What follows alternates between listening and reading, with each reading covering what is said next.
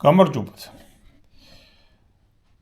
ტელევიზიებით გავრცელდა, რომ Nestlé-s პროდუქციის ნაწილი ამოღებულია სააფთიაქო ქსელებიდან და ბავშვთაყვების ქსელებიდან და ბრუნდება ევროპაში. ეს არა მარტო საქართველოში, არამედ ევროპის რამდენიმე ქვეყანაში მოხდა.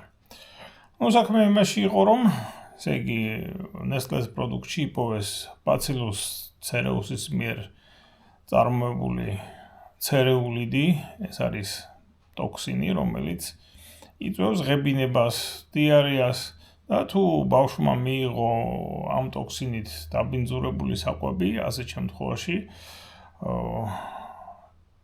სადღაც მაქსიმუმ 6 საათის განმავლობაში შეიძლება გამოვლინდეს ღებინება, დიარეა და საერთო სიზუსტე. 24 საათში ყველა ეს სიმპტომი ქრება. ეხლა რაშია საქმე? მე თვითონ მგონია, რომ ეს ინფორმაცია და მთელი ეს აურზაური თავად Nestlé-ს ატეხილია რეკლამის მიზნით, იმიტომ რომ ხლა ინფორმაცია რაც ვრცელდება, ის ობიექტური უნდა იყოს, რა თქმა უნდა. ეხლა Bacillus cereus-ი იმდენად ნაკლებად არის გავრცელებული და იმდენად მცირე საშიშროებას წარმოადგენს, რომ ფაქტიურად მისი ტოქსინი არც კი ნორმირდება ევროპაში და შესაბამისად არც საქართველოში. ამიტომ ოფიციალურად Nestlé-s ვერავინ ბრალს ვერ წაუყენებდა და ვერ დაადანაშაულებდა, რომ რაიმე შხამით, ესე იგი მოეწამლა ბავშვები. უბრალოდ Nestlé-მ ამ შემთხვევაში მე მგონი, რომ თვითონ გააბაზრა ეს ყველაფერი და ფაქტიურად ყველას შეახსენა თავისი არსებობის შესახებ, იმიტომ რომ ხლა ამ სიუჟეტების მოსმენისას რაც გნებავთ, ვთქვათ, ინტერნეტშია და რაც ტელევიზიით გადაიცა, რომ აი როგორ ზრუნავს Nestlé ასე ვთქვათ, თავისი პროდუქციის ხარისხზე, რომ აი ასეთ უმცირეს დარღვევაზეც კი, რაც სინამდვილეში დარღვევა სულაც არ არის, პროდუქცია ამოიღო, დაიბრუნა და ასე შემდეგ. ფაქტიურად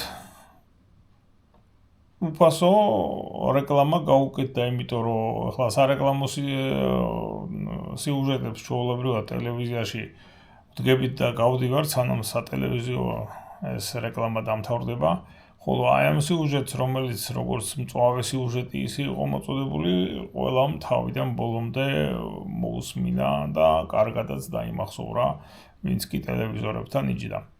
ხომ?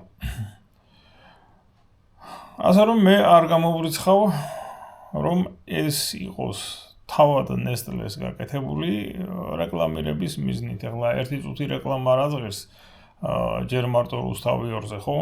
და მე კიდევ ალბათ იქნებოდა რამდენი ევროპული ტელევიზიებით.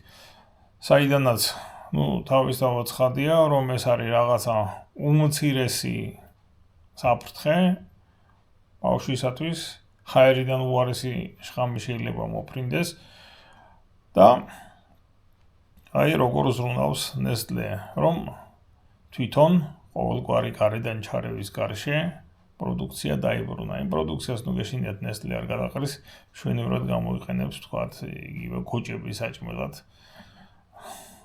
ძალიან კარგი იქნება, შეიძლება ითქვას.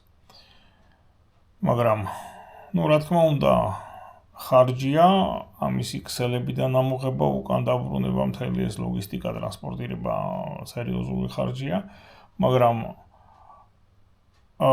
რეკლამა რო გაეშვა ამდენი სატელევიზიო, რომელიც აი ასე ეფექტურად ან იმოქმედებდა, ან არა, როგორც ახლა ამ სიუჟეტებმა იმოქმედეს, ეს უკვე მეორე საკითხია. ასე რომ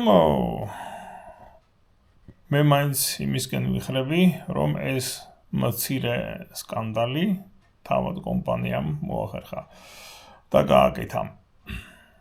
ხლა Nestlé-s ხარისხის კონტროლი და მსოფლიოშია ცნობილი, ხომ? რა შანსია იმისა, რომ ეს ყველაფერი Nestle-ს პროდუქციაში მომხდარიყო.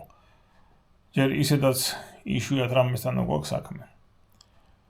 ასე რომ ჩემი დასკვნა მაინც არის, რომ არ ვიცი, შეიძლება თავად მწარმოებლის გაჩალეჩებულია სარეკლამო მიზნით.